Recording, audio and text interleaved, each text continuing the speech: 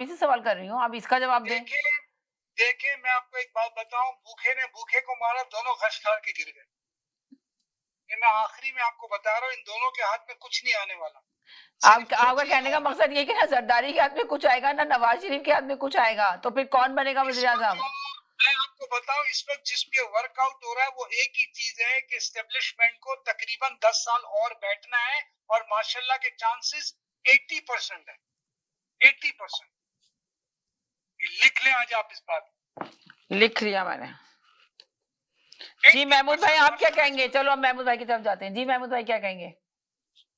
देखें, ये जो सैयद साहब की बात से एग्री करते हैं आप या नहीं करते? मैं तो बात नहीं करना चाहूंगा, क्योंकि सही पूछे तो मुझे इतना पता नहीं, क्योंकि ये कराची के लोग हैं, ये सारा वो पॉलिटिक्स और है, डायनामिक्स और है, और उसके सारी धड़ेबंदी और है।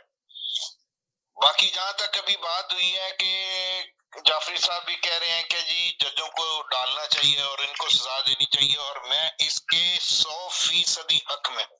यहाँ से शुरू कर दें, अगर काजी साहब ये समझते हैं कि वो वाकई पाकिस्तान के हमदर्द हैं और बेहतरी के लिए आए हैं, तो ये जो फैसले हुए हैं उसके ऊपर जरा नजरसानी कर लें कि ये फैसले मेरिट पे हुए हैं। यहीं से अगर ये बिगाड़ जो है सही होना शुरू हो जाए तो हम समझेंगे कि काजी साहब न्यूट्रल हैं।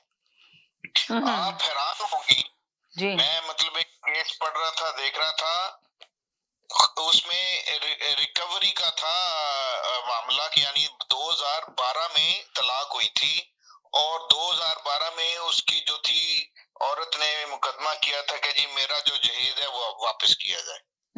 आप अंदाजा करें, 2023 कहाँ 22 और कहाँ 23, और उसमें इतनी पेशियां,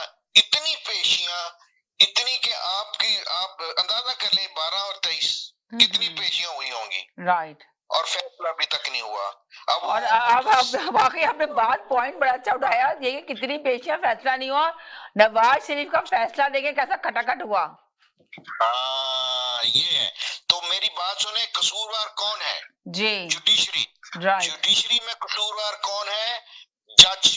जजों में कसूरवार कौन है? तो आप ये देखे ना कि कह रहे हैं कि पहले फैसला उनका जो पकड़ा गया था अल अजीजिया केस में, जो उनको सजा दी गई थी, या अब फैसला सही हुआ जो कि उनके लोग कह रहे हैं, क्या कहते हैं, मरियम औरंगजेब कह रही है कि ना इंसाफी हुई इनके साथ। देखें झूठे को अल्लाह ताला कैसे दिखाता है, झूठा फैसले में गिरफ्तार किया गया था, झूठा इल्जाम लगाया गया था, और अल्लाह ताला इनके साथ है और सारे सच के साथ होता है अल्लाह ताला। तो नवाज शरीफ को देखे कैसा सुरखरू किया दुनिया के सामने, तो अंदाजा लगाएंगे तो सब बच्चे को नजर आ रहा है कि पहले सही था या अब सही है। मैं मान लेता हूँ, मैं कहता हूँ अगर ऐसी बात है तो फिर वो उन जजों ने जिन्होंने उसके खिलाफ फैसला किया तो उनको लटकाना चाहिए कि नहीं? वो इधर ही होंगे। हाँ, तो नहीं होंगे। अगर बिल्कुल आपने सही कहा कि जब उन्होंने गलत फैसला सुनाया तो उन जजों को तो फौरन हटा देना चाहिए था पोस्ट से भी, और उनको सजा देनी चाहिए थी नवाज शरीफ के बजाय। अगर नवाज शरीफ के साथ उन्होंने गलत किया, पहले जो गलत हुआ उनका, एक पॉपुलर लीडर के साथ इस तरह की हरकत की गई है, तो उन जजों को सजा देनी चाहिए बात नवाज शरीफ को। चले नवाज शरीफ को उन्होंने बरी कर दिया इसलिए कि उन्होंने कहा कि फैसला गलत था, फैसले में कुछ चीज, वो इल्जाम गलत था, इल्जाम में कुछ था ही नहीं। तो अब फैसला अब उन्होंने सही सुनाया ना। सुनिए, एक बात मैं और कहना चाहता हूँ। मेरी बात आपने बिल्कुल, आपने बहुत अच्छा इसको मेरी बात को बड़ा अच्छा सम अप किया कि ये अगर ऐसा है तो ऐसा होना चाहिए। नहीं, ये तो बात, दो ही बातें हैं ना, या पहले सही था या पहले सही था या अब सही है, बिल्कुल सही जो है जज करेंगे। जी। अच्छा, मैं जो ये कहना चाहता हूँ, जो दूसरी बात थी, इमरान खान की बात हो रही थी, तो मैं तो भाई यही कहना चाहता हूँ, जो लोग अभी तक किनारे पे बैठे उसकी बर्बादी का इंतजार कर रहे हैं, रोज करते हैं इस प्रोग्राम में। ये जाफरी साहब भी, वो तो खैर चोरों के साथी हैं, वो कहते हैं मैं चोर हूँ, और चौधरी साहब के साथ मिलकर उन्होंने कल कबूल किया है। तो हम तो कुछ नहीं कहते उनको, ठीक है अभी आपका, अल्लाह आपको मुबारक करे, आपको इस काम में तरक्की दे।